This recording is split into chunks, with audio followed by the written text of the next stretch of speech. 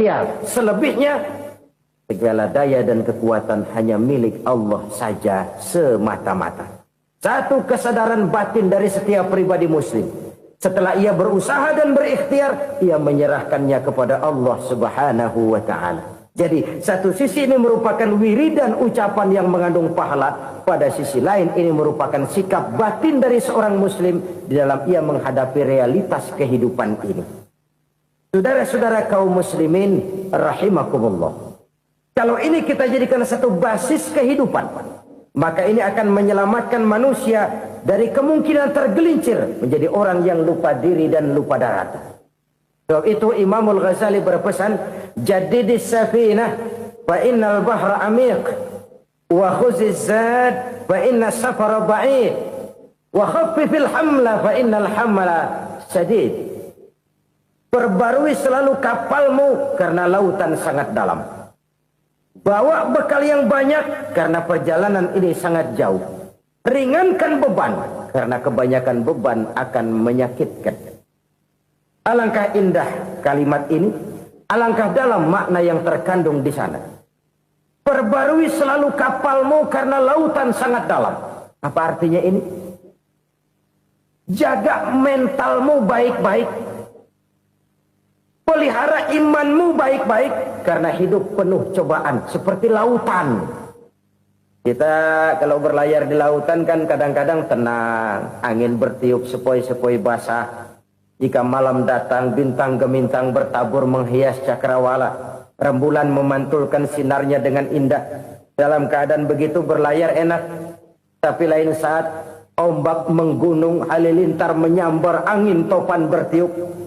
Berapa banyak sudah saudara-saudara kita yang tenggelam di lautan dunia tanpa sadar bahwa dia belum sampai kepada pantai yang akan dituju. Berapa banyak sudah saudara-saudara kita yang tenggelam di lautan dunia ini tanpa sempat bangkit lagi. Dia menyangka sudah sampai kepada tujuannya. Hati-hati kapal jangan sampai bocor karena lautan sangat dalam. Iman ini jaga baik-baik karena hidup penuh dengan ujian. Wa khuzizat fa inna safara ba'id.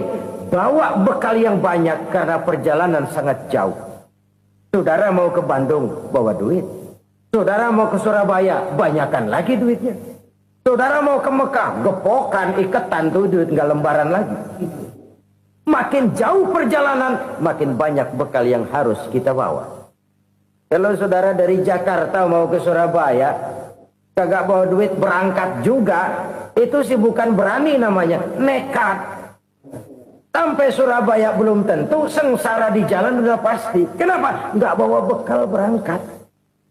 Sama juga kita nih, misalnya belum sempat sembahyang, mati. Waduh, berani banget orang. Belum punya bekal, mati.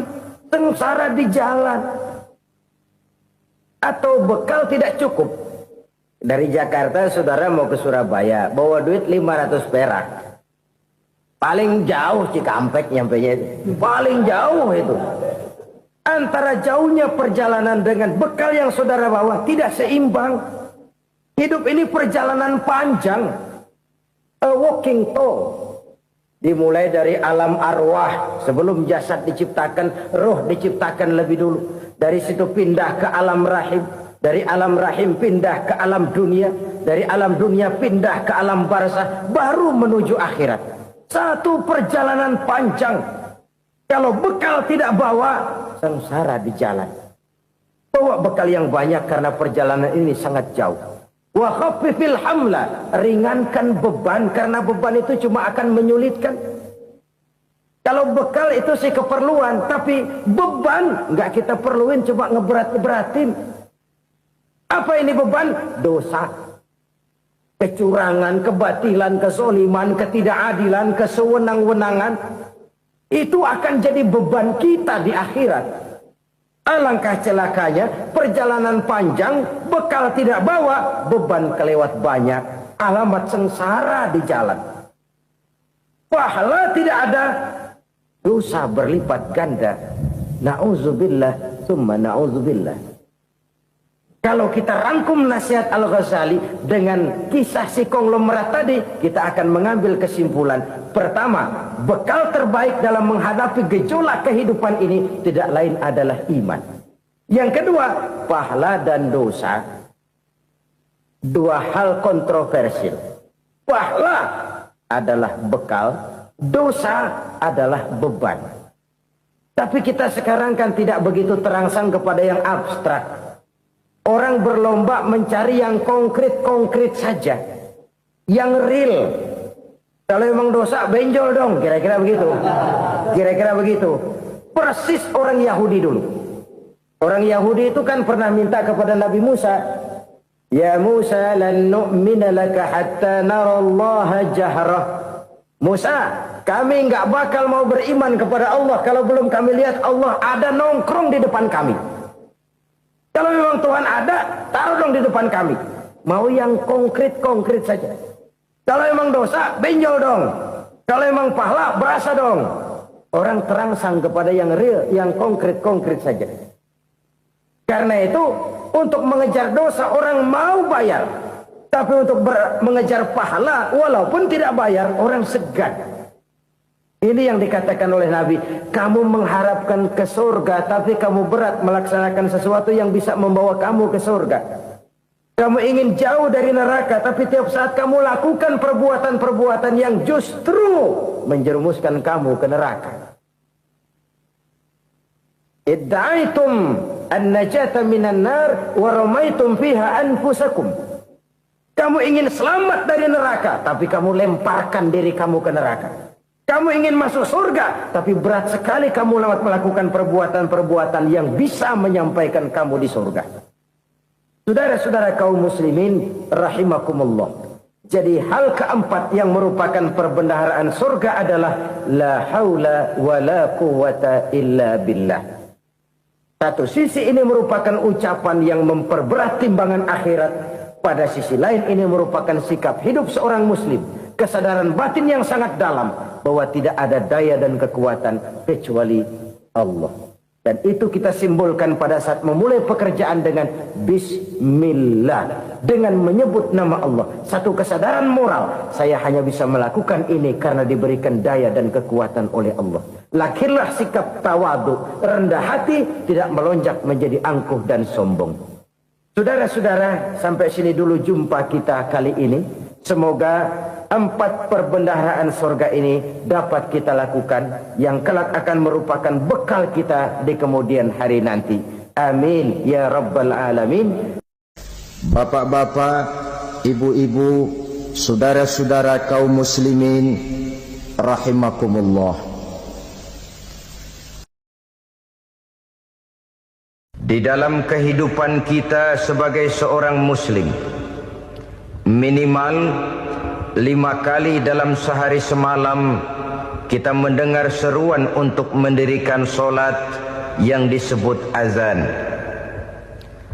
Ada kalimat menarik di dalam kalimat azan itu, yakni seruan hayya 'alal falah, marilah menuju kepada keberuntungan, marilah meraih kemenangan.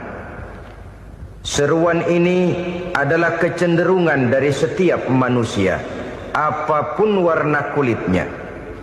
Artinya, setiap orang dalam hidup selalu ingin meraih dan mencari kemenangan. Kemenangan akan melahirkan kepuasan batin, dan kepuasan batin memberikan kebahagiaan. Sedangkan kekalahan melahirkan penderitaan batin, dan penderitaan batin menjerumuskan seseorang di dalam berbagai bentuk kerugian. Jikalau inilah seruan azan, maka masalahnya ialah apa yang menyebabkan kita meraih kemenangan. Al-Quranul Karim memberikan tuntunan dan ajaran kepada kita bahwa orang-orang yang memperoleh kemenangan itu tidak lain adalah orang-orang yang bertakwa. Hanyalah mereka yang bertakwa kepada Allah Subhanahu wa ta'ala pada akhirnya akan tampil sebagai pemenang. Lalu siapa orang yang bertakwa itu? Dijelaskan dalam awal-awal Al-Baqarah, orang yang bertakwa yang akan meraih kemenangan. Pertama, allazina yu'minuna bil ghaib, yaitu orang-orang yang beriman kepada yang gaib.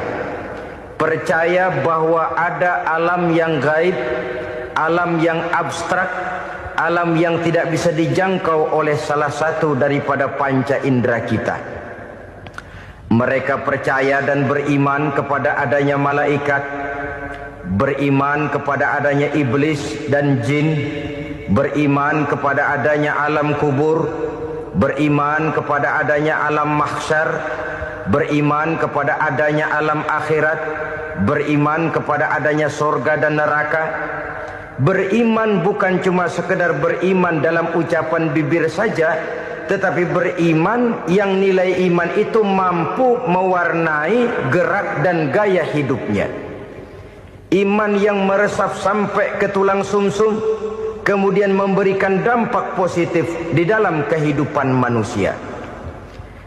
Alam, kita tahu, adalah sesuatu yang selain Allah, dan Allah bukanlah alam. Apapun namanya selain daripada Allah, itu adalah alam. Alam pada hakikatnya terbagi menjadi dua. Ada alam syahadah, alam nyata, alam konkret, alam yang bisa dijangkau oleh salah satu indera kita. Kemudian ada alam ghaib, alam yang tidak bisa dijangkau oleh panca indera kita, alam metafisika, alam abstrak, alam yang wajib kita imani keberadaannya. Kita percaya bahwa malaikat itu ada.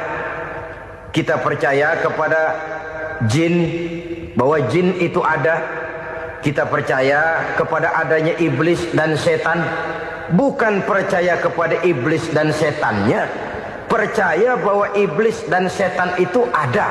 Itu termasuk salah satu daripada sifat orang yang bertakwa kepada Allah. Saudara-saudara kaum muslimin rahimakumullah, kecenderungan pembangunan yang lebih bersifat materialistis biasanya menggeser aspek kehidupan rohani.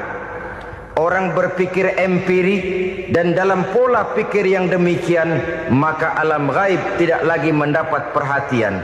Aspek kehidupan yang bersifat rohaniah malah mulai ditinggalkan. Akibatnya terjadilah kepincangan di dalam kehidupan kita.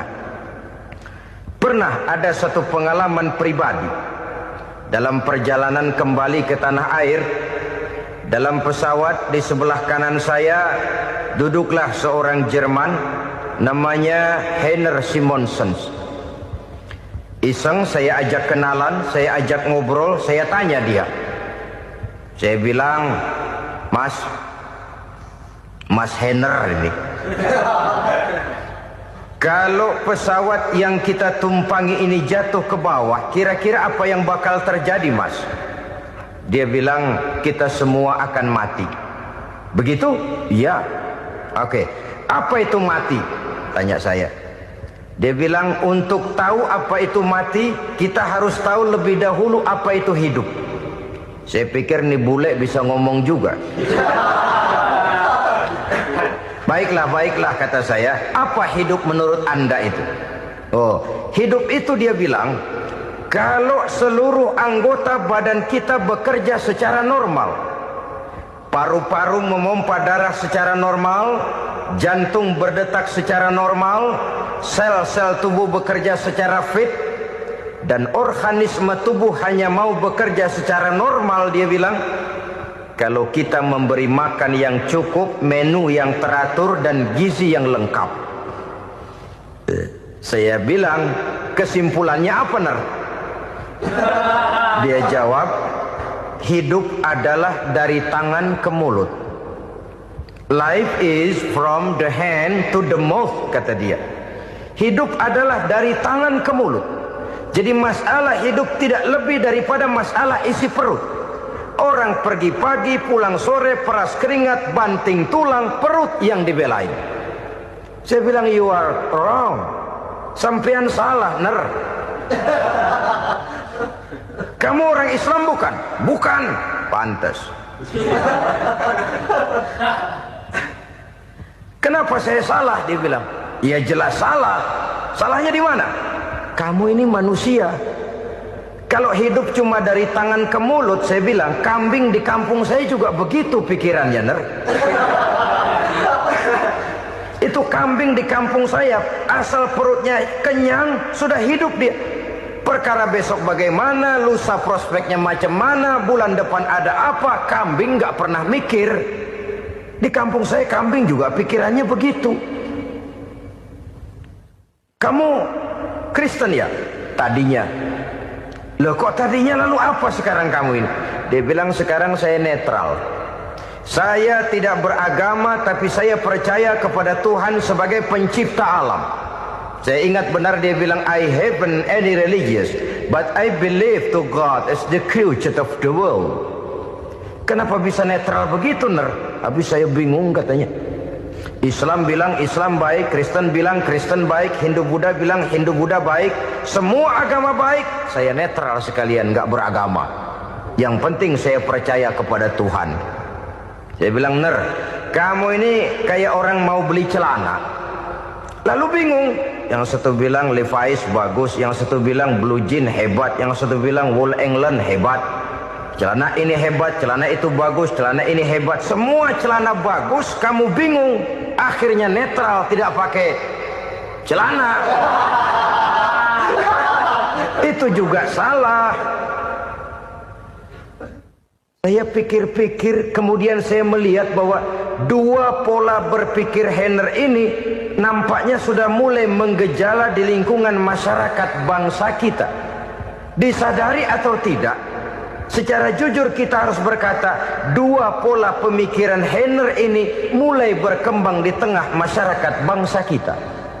Pertama, pola pikir materialisme. Hidup adalah dari tangan ke mulut. Masalah hidup tidak lebih masalah isi perut. Itu yang perlu dibela, dan disitulah arti kehidupan. Pergi pagi, pulang sore, peras keringat, banting tulang untuk mempertahankan perut. Kalau sudah kemari cara orang berpikir, maka buat apa percaya kepada yang gaib? Untuk apa sholat? Untuk apa puasa? Untuk apa zakat? Untuk apa menghadiri majelis taklim? Tanpa kepercayaan kepada yang gaib, hidup berjalan menurut alur empiris dan materialis. Kalau sudah ke sana cara orang berpikir, biasanya orang lalu cenderung menghalalkan segala cara. Hanyalah orang yang percaya bahwa akhirat ada. Hanyalah orang yang percaya bahwa alam kubur itu ada. Hanyalah orang yang percaya bahwa malaikat itu ada, hidupnya akan lebih terarah dan terkendali. Karena kepercayaan kepada yang gaib, yang merupakan fase daripada kehidupan setelah hidup yang sekarang ini, mewarnai gerak pribadi seseorang di dalam dia melakukan kegiatan hidupnya. Pola berpikir materialisme, disadari atau tidak, mulai menggejala di lingkungan masyarakat bangsa kita. Hidup tidak lebih dari urusan tangan ke mulut, mulut ke tangan, tangan ke mulut. Asal perut sudah kenyang, hiduplah sudah.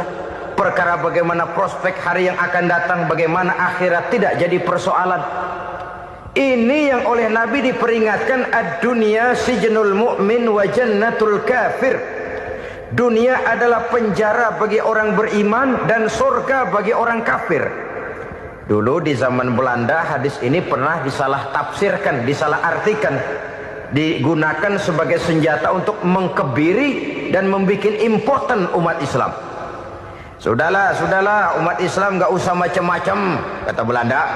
Dunia ini kan penjara buat orang Islam, surga buat orang kafir. Di penjara jangan bertingkah.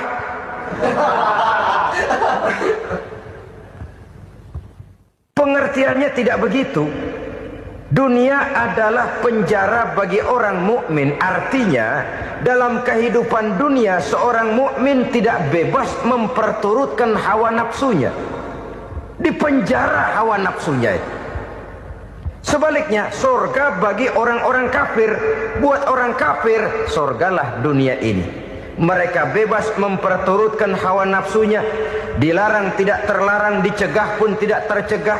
Mereka hidup menurut alur bisikan nafsu mereka sendiri. Kemudian bila ajal datang, maut merenggut nyawa, selesailah surganya sampai di situ.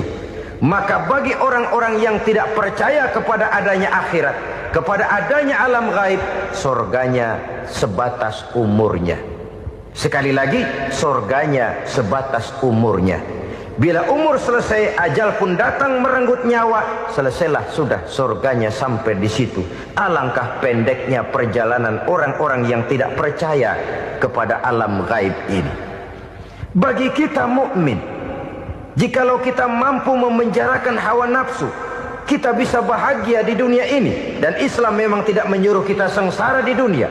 Raih dunia, kejar dunia, gapai dunia sebagai alat untuk mencapai kebahagiaan di akhirat nanti. Hidup adalah satu perjalanan panjang yang terbentang sejak kita terlahir dari alam rahim sampai kepada alam akhirat nanti. Andai kata kita gagal meraih kebahagiaan di dunia, toh kita masih punya akhirat. Tapi jangan jadi dalil yang melemahkan semangat. Biarin dah kita di dunia kebelangsak, yang penting akhirat. Akhirnya dunia benar-benar kebelangsak. Bagaimana dunia ini bisa kita raih, dan bagaimana meraih dunia untuk menunjang kepentingan akhirat nanti. Yang kedua, dari pikiran Heiner yang saya lihat menggejala di lingkungan masyarakat bangsa kita, timbulnya manusia-manusia netral.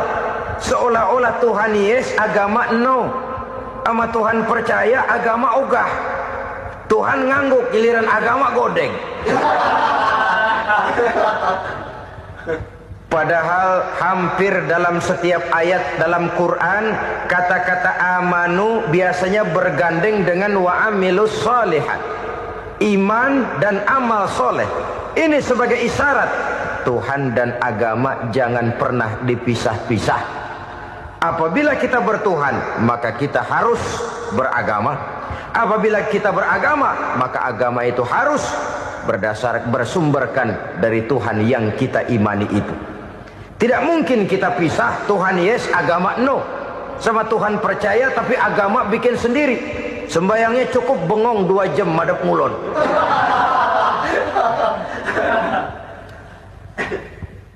Saudara-saudara kaum muslimin rahimakumullah.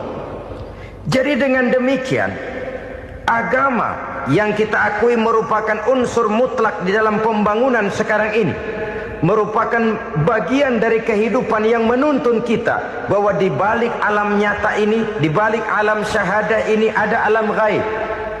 Dan mudabbir, murabbi, yang mengatur, yang menguasai, yang memelihara baik dia alam nyata, baik dia alam gaib, tidak lain adalah Allah Subhanahu wa ta'ala.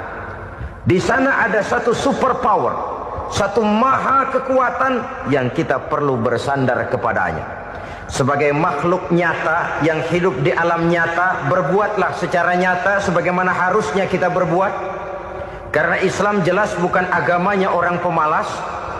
Islam jelas bukan agamanya orang yang mengajarkan setelah selesai sholat boleh duduk, nggelenggem ayam-ayam, ndelohom, menghitung bintang di langit sambil menunggu keajaiban. Tidak. Islam adalah agama yang mengajarkan apabila sholat sudah selesai kamu kerjakan, bertebaranlah di permukaan bumi, cari karunia Tuhanmu. Jangan hidup berpangku tangan menunggu keajaiban. Karena hidup bukan undian. Jangan berharap untung besar tanpa mau peras keringat.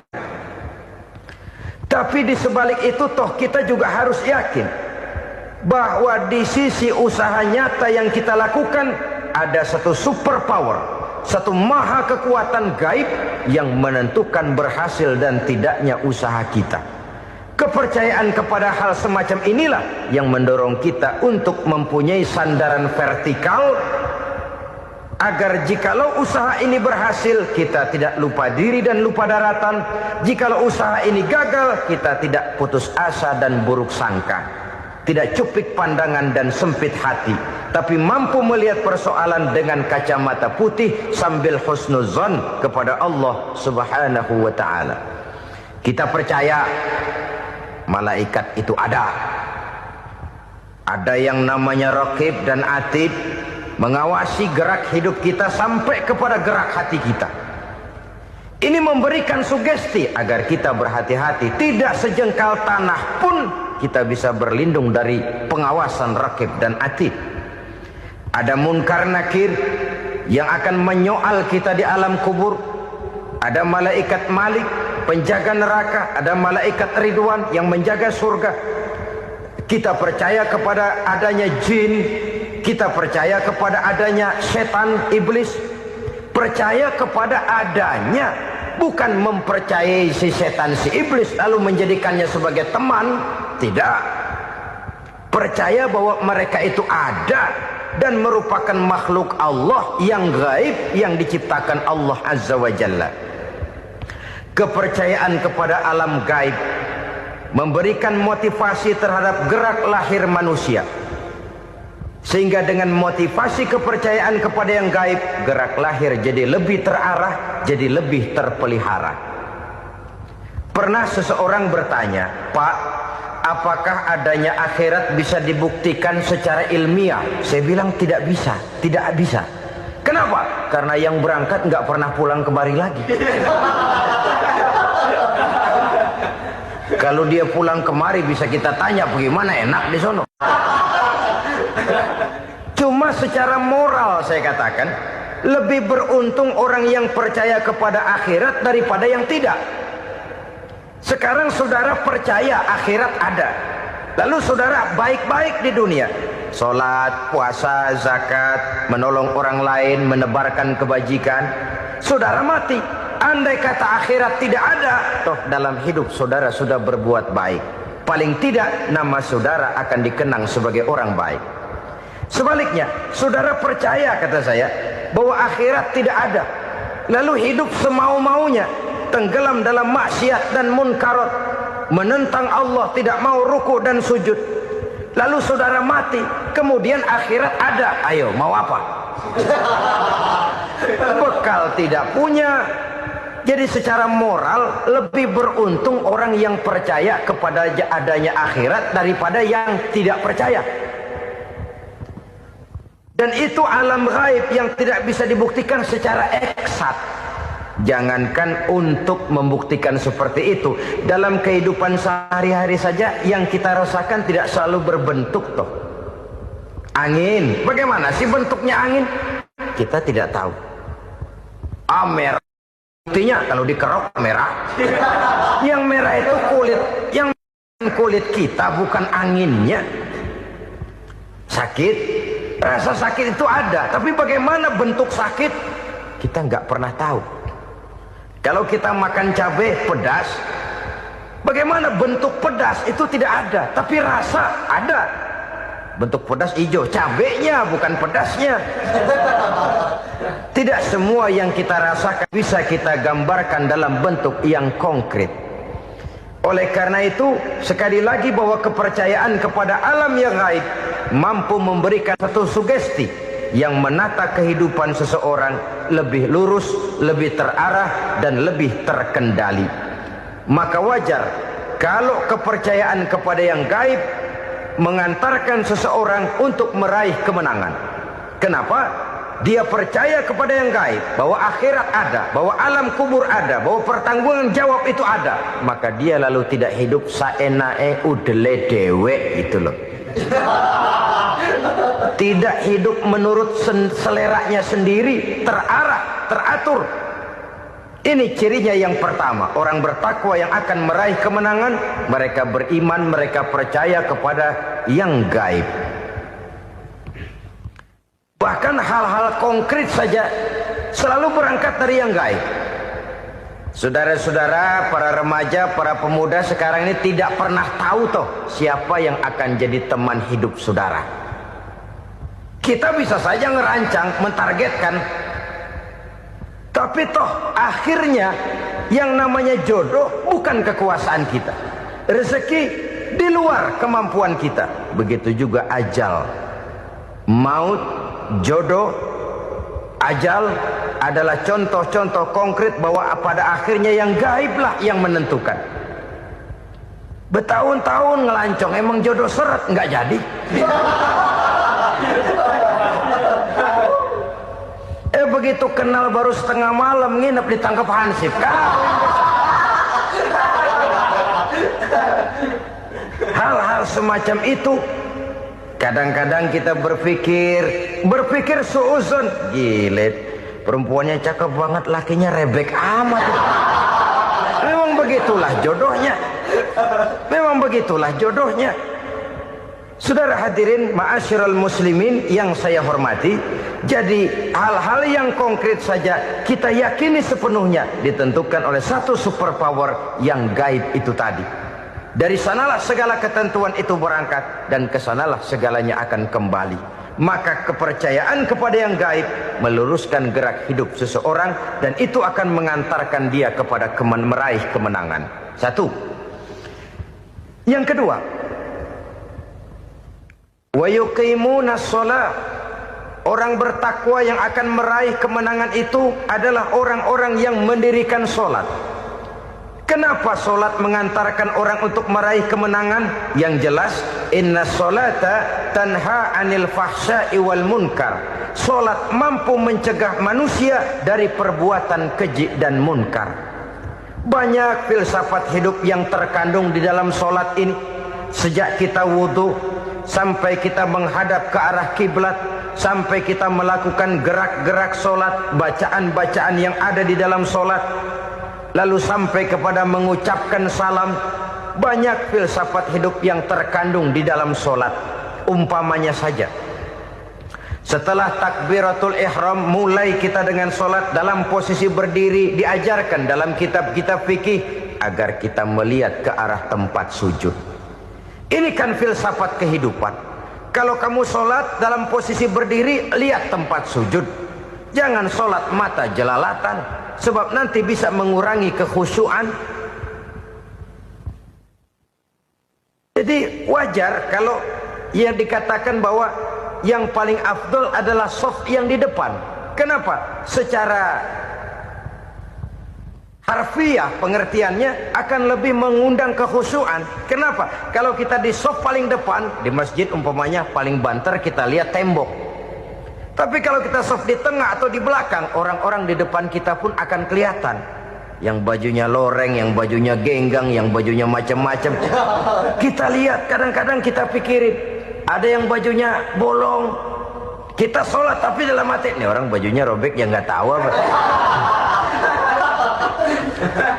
Ada saja hal-hal yang mengusik kekhusyuan kita. Oleh sebab itu diajarkan dalam posisi berdiri, lihat, arahkan pandangan matamu kepada tempat sujud. Ini kan filsafat kehidupan.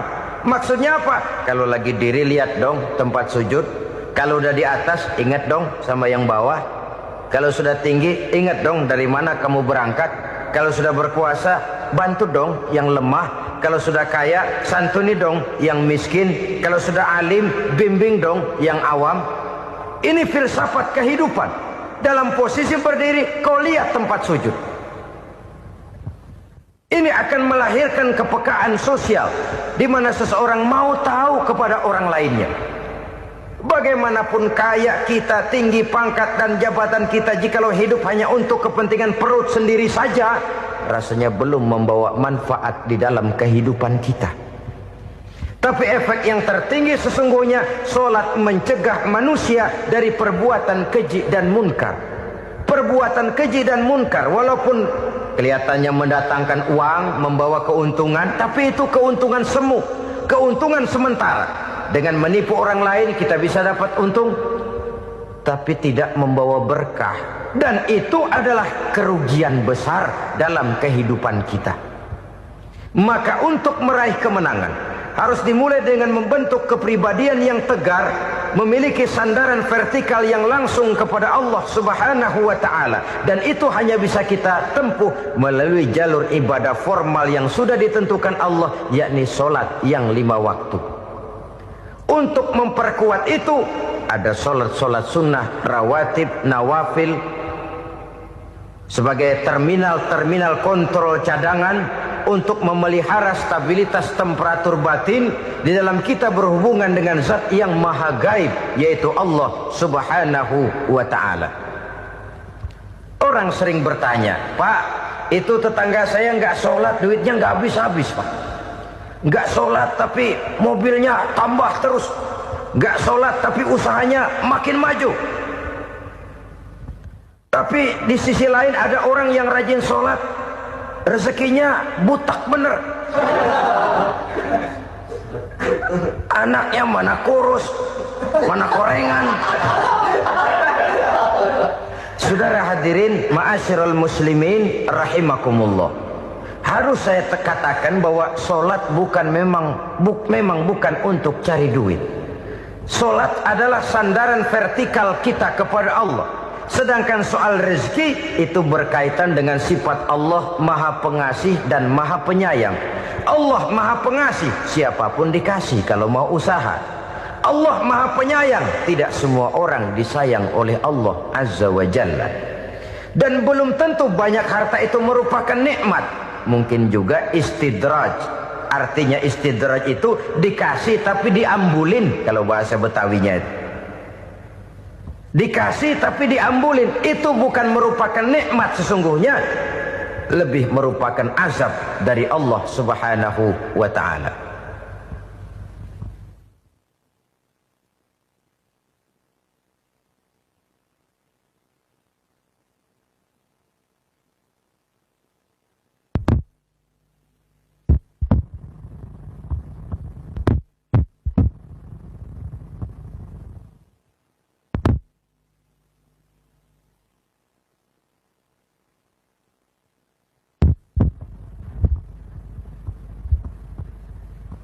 Agama mempunyai sistem sholat, dan kita umat Islam telah dituntun oleh Allah Subhanahu wa ta'ala yang wajibnya 5 kali dalam sehari semalam mendirikan sholat, dan itu tentu berada dalam jangkauan kemampuan manusia.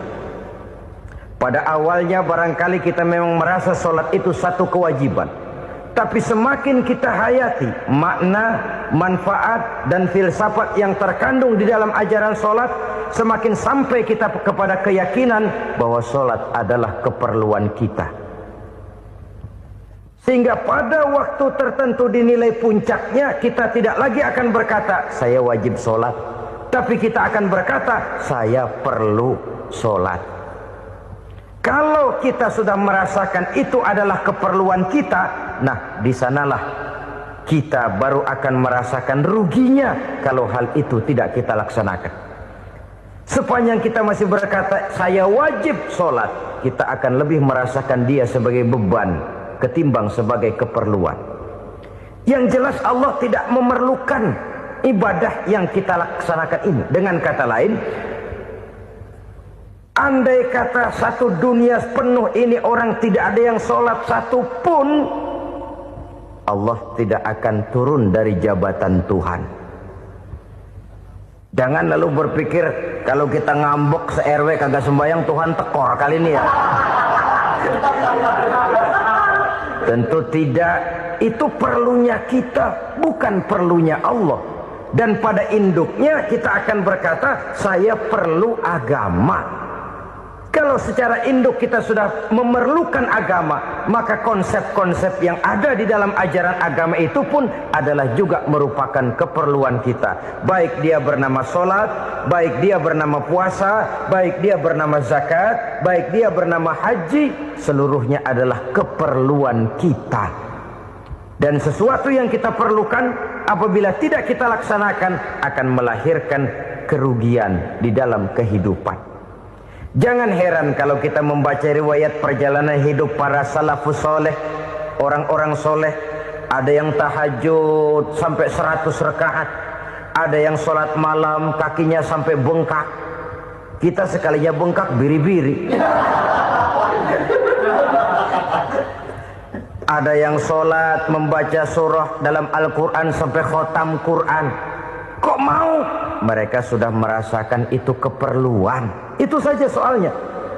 Satu saat pun jikalau kita merasa bahwa itu keperluan saya, kita pun akan melaksanakan seperti itu.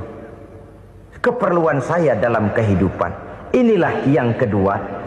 Yang ketiga, orang bertakwa yang akan meraih kemenangan itu wa mimma razaqnahum yunfikun.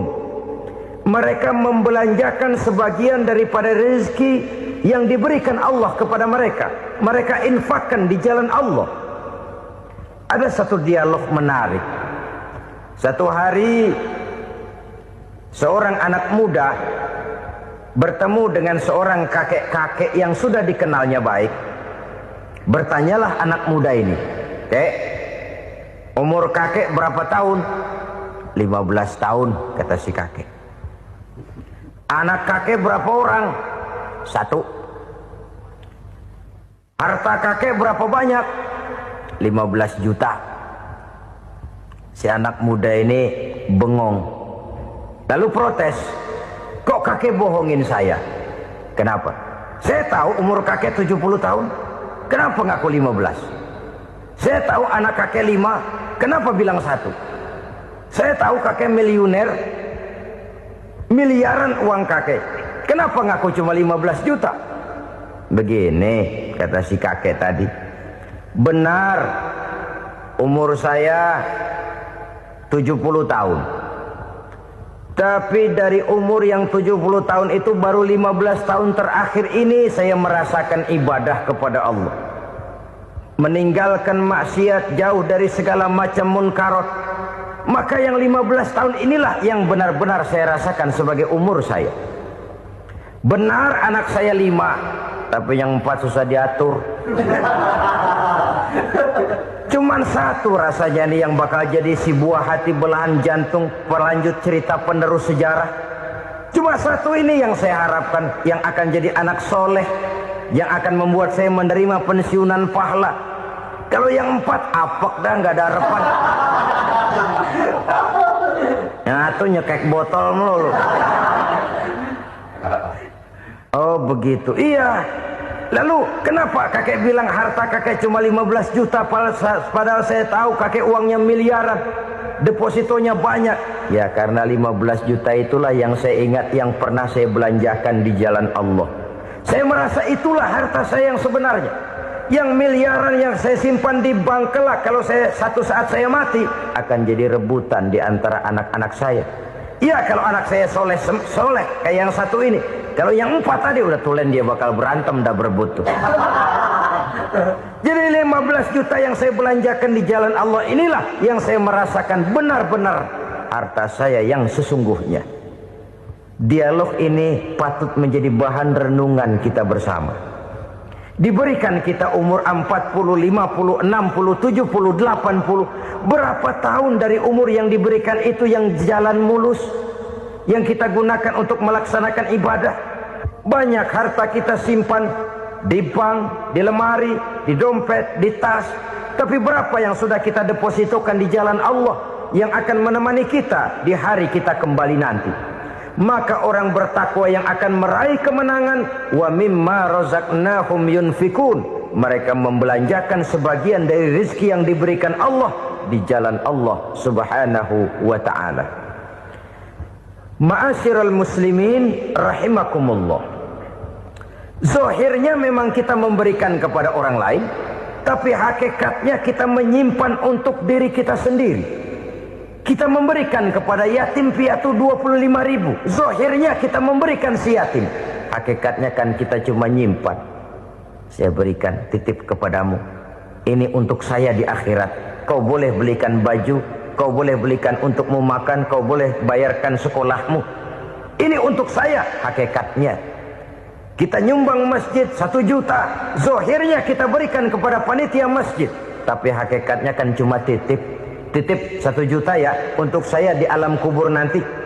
Silakan kau boleh belikan semen, ini uang, belikan besi, belikan pasir. Saya cuma sekedar titip untuk kepentingan saya. Hakikatnya kita cuma sekedar menitip. Sebagaimanapun pada hakikatnya, apapun yang kita miliki dalam kehidupan kan cuma sekedar hak guna pakai, bukan hak milik mutlak.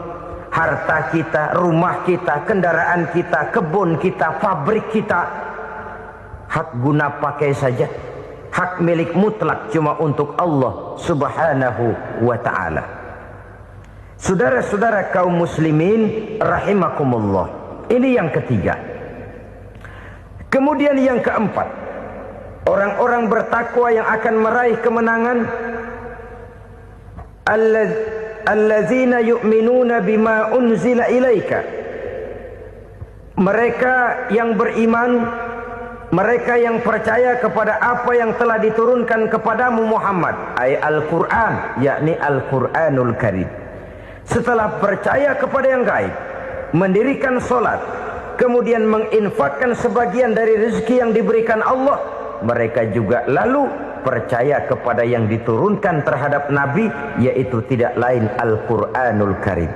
Sekali lagi di sini, percaya bukan hanya sekedar percaya saja, tetapi percaya lalu menjadikan Al-Quran itu sebagai pedoman hidup.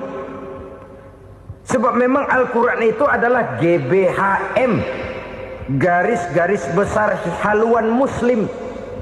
Apa yang harus kita lakukan, apa yang harus tidak kita lakukan, bagaimana mestinya kita bertingkah laku dan berbuat, seluruhnya tercantum di dalam Al-Quranul Karim.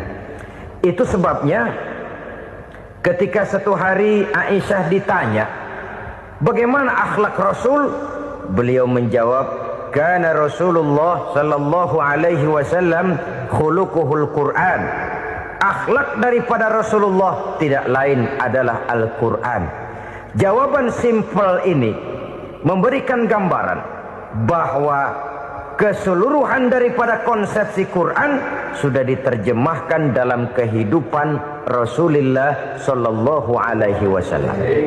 Karena kita tahu akhlak adalah keseluruhan dari gerak hidup manusia. Sejak ia berpribadi, berumah tangga, bertetangga, bermasyarakat, sampai kepada berbangsa dan bernegara, Al-Quran tetap memberikan sentuhan nilainya. Oleh karenanya, orang-orang yang bertakwa adalah orang-orang yang menjadikan Al-Quran sebagai pedoman dalam kehidupannya. Dan kita yakini Al-Quran diturunkan kepada Nabi Muhammad bukan merupakan produk Nabi Muhammad. Isi dan redaksinya langsung dari Allah Subhanahu wa ta'ala. Kemudian cirinya yang kelima, orang bertakwa yang akan meraih kemenangan itu, wa ma unzila min qablika. Tidak hanya sekedar percaya kepada yang diturunkan terhadap Nabi Muhammad, yaitu Al-Quran, mereka juga percaya kepada apa yang pernah diturunkan kepada para nabi, kepada para rasul sebelum Nabi Muhammad.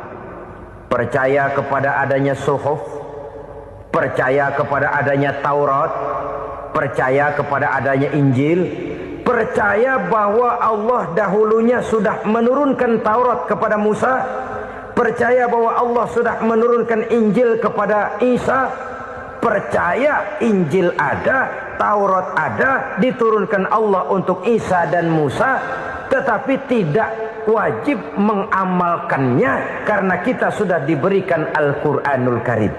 Ini yang perlu saya garis bawahi. Kita percaya Allah telah menurunkan Injil dahulu kepada Isa. Kita percaya bahwa Allah telah menurunkan Taurat dahulunya kepada Nabi Musa. Kadang-kadang ini dijadikan dalih, dikacaukan pengertiannya. Quran saja mengajarkan bahwa orang yang bertakwa harus percaya kepada Injil, maka pakailah Injil. Apalagi kalau ayat sebelumnya ditilap, dihapus, dihilangkan, Injilnya yang ditekankan, maka akan terjadilah penekanan yang salah arah. Karena salah arah akhirnya bisa merusak dan menghancurkan akidah. Ketika Rasul suatu saat pernah ditanya orang, "Ya Rasul, bagaimana sikap kita sebagai muslim terhadap Injil yang ada sekarang?" Beliau menjawab, "La tukadzibuhu jami'an wa la tusaddiquhu jami'an." Jangan didustakan seluruhnya, jangan juga dibenarkan semuanya. Artinya, ini sudah merupakan gambaran dari Rasul bahwa dalam Injil yang ada sekarang masih ada ajaran-ajaran tauhid yang dibawa oleh Nabi Isa dan diajarkan kepada umatnya. Tapi juga dalam Injil yang sekarang ini sudah terkena intervensi dan investasi manusiawi. Karena itu Rasul menyimpulkan, la tukadzibuhu jami'an wala tusaddiquhu jami'an. Jangan didustakan semua, jangan dibenarkan seluruhnya. Kita memang percaya Allah telah menurunkan Injil kepada Nabi Isa dulu, tapi kita tidak wajib mengamalkan Injil. Kita percaya Allah telah menurunkan Taurat kepada Nabi Musa, tapi kita tidak wajib mengamalkan kitab ajaran Taurat. Yang wajib kita percayai dan kita amalkan hanyalah Al-Quranul Karim. Kenapa? Oleh karena baik yang ada di dalam Taurat, baik yang ada di dalam Injil, tentu tercakup di dalam Al-Quran sebagai kitab terakhir yang diturunkan oleh Allah Subhanahu wa Ta'ala. Dan itu wajar. Kalau seorang pejabat mau mengeluarkan satu keputusan baru, tentu dia harus meninjau keputusan-keputusan lama. Andai kata dianggap tidak berlaku, dianggap tidak relevan lagi, maka keputusan-keputusan lama itu tentu sudah dianggap tidak berlaku. Sebagian daripada aturan-aturan dalam keputusan lama yang masih dianggap relevan tercantum dalam keputusan baru yang wajib diamalkan. Begitulah hubungannya antara Al-Quran, Taurat, Zabur, dan Injil. 4 kitab samawi yang diturunkan Allah masing-masing kepada Zabur untuk Nabi Daud, Taurat untuk Nabi Musa, dan Injil untuk Nabi Isa alaihi wassalatu wassalam. Ketiga-tiga kitab itu kita percayai adanya. Kita yakini Allah telah menurunkan Zabur, Taurat, dan Injil. Tapi kita tidak wajib mengamalkannya. Yang wajib kita mengamalkannya sekarang ini tidak lain hanyalah Al-Quranul Karim saja. Karena ia mencakup apa yang ada di dalam Zabur, apa yang ada di dalam Taurat, dan apa yang ada di dalam Injil. Keotentikannya bisa dipertanggungjawabkan. Ya, tapi kan Nabi Muhammad sudah mati 14 abad yang lalu. Dan di zaman beliau Al-Quran kan belum dikodifikasikan, belum ditulis. Bagaimana keotentikannya bisa dipertanggungjawabkan? Mudah saja. Allah berjanji, inna nahnu nazzalna zikra wa inna lahu lahafizun. Kami yang menurunkan Al-Quran dan kami yang akan menjaga dan memeliharanya. Allah turunkan Quran, Allah menjaganya. Bagaimana cara Allah menjaga Al-Quran itu? Banyaknya orang-orang yang hafaz Al-Quran.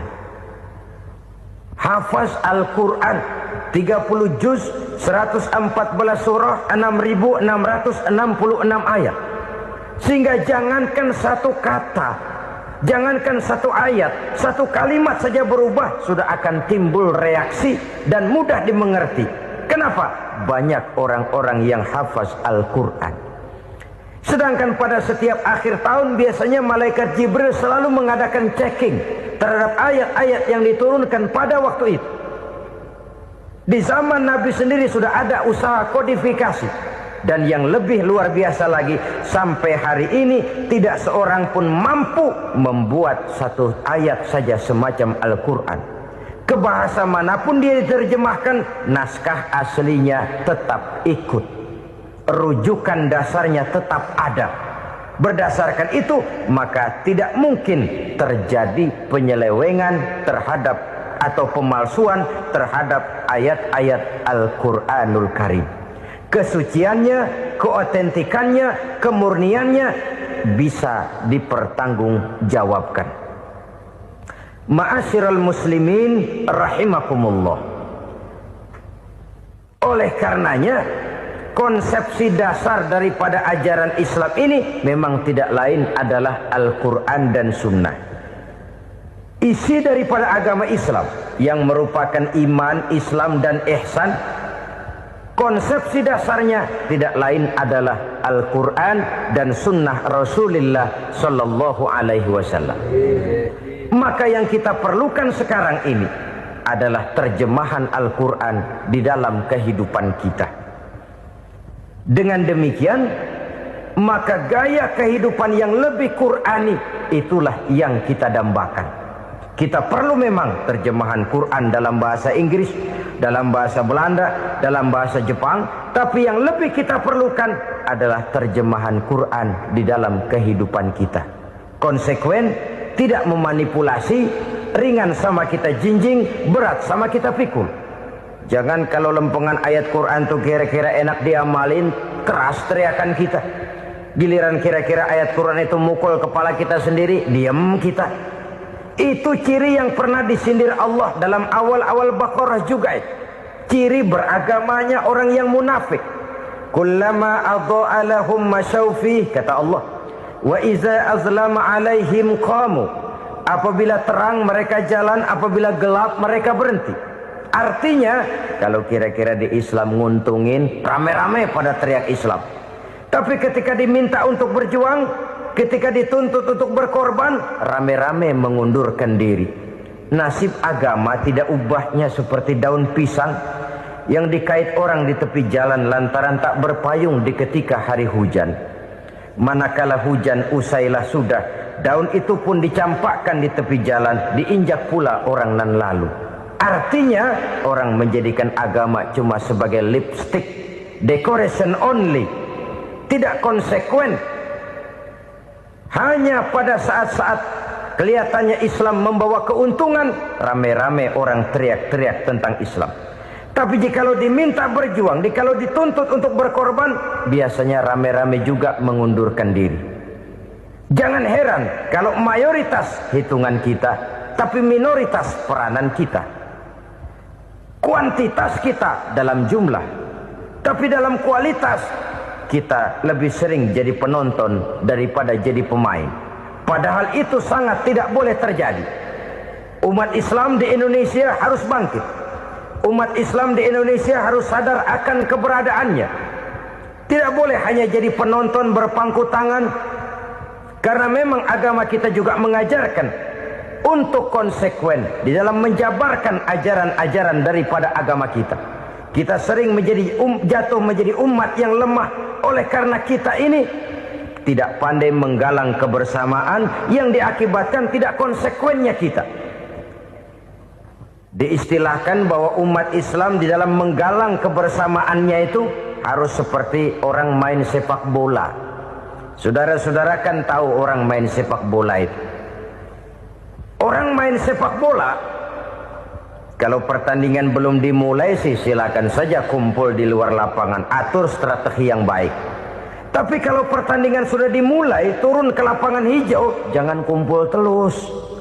Ada sepak bola gotong royong, mundur-mundur rame-rame, depan ke depan kumpul melulu mainnya. Kalah. Orang main sepak bola itu ya harus ada penyerang tengah, harus ada penjaga gawang, harus ada strikernya, harus ada kiri luarnya, kanan dalamnya yang jadi backnya. Posisi boleh bermacam-macam, tapi yang penting saling ngoper untuk menggolkan gawang lawan. Begitulah umat Islam ini. Boleh ada yang jadi pejabat, boleh ada yang jadi pengusaha, boleh ada yang jadi petani, silakan ada yang jadi seniman, ada yang jadi penyair, ada yang jadi artis sekalipun. Tapi kalau sudah berhasil menguasai bola, jangan lupa operannya. Operan itu yang langka. Kita ini muslim kadang-kadang kalau sudah memegang menguasai bola, kalau belum mau mampus, belum mau ngoper. Nanti kalau sudah nggak punya bola, baru mau ngoper. Kalau sudah dengar-dengar mau dekat pensiun, baru mau jihad, baru mau berjuang, baru mau ngurus pesantren. Tanda tangan sudah tidak laku, memo sudah tidak dihargai, baru mau berjuang. Kemarin kemana mas? Kita tidak pandai memanfaatkan posisi. Dengan kata lain, kalau kembali kepada persoalan kita, konsekuensi kita terhadap agama yang kita anut ini belum ideal. Kita masih lebih sering berislam ini pada saat-saat yang menurut perhitungan kita membawa keuntungan. Tapi kalau diminta berjuang, dituntut berkorban, yang itu pun hakikatnya adalah untuk kepentingan kita juga. Allah tidak pernah menuntut kita untuk jihad bagi kepentingan Allah, itu tidak. Berjuang menegakkan agama Allah, apakah untuk kepentingan Allah? Tidak. Untuk kepentingan kita. Sebab nilai-nilai jihad itu pada akhirnya akan membawa kita kepada suatu kebahagiaan. Setidaknya kalau tidak di dunia, tentu di akhirat sebagai syahid. Oleh karena itu, pada bagian akhir ini saya ingin mengajak, marilah kita konsekuen. Sekali kita berkitabkan Al-Quranul Karim, mari dia kita jadikan pedoman. Jangan cuma kita jadikan sebagai penghias dinding, pelengkap rumah, bahwa di rumah kita ada Al-Quran, tapi yang baca kecoa. Habis pada bolong tuh Quran. Yang penting kan punya Quran. Ditaruh di pintu rumah, biar apa? Biar kuntilanak kagak masuk katanya. Ya apa itu nasib Quran, cuma kerjanya jaga pintu, ngusir kuntilanak, ngusir memedi. Bagaimana kita hidup menurut tuntunan Al-Quran? Kadang-kadang tidak pernah menjadi masalah bagi kita. Maka bagaimanakah Al-Quran akan mungkin membawa keberkahan dalam hidup kalau ajarannya kita injak-injak dalam keseharian kita?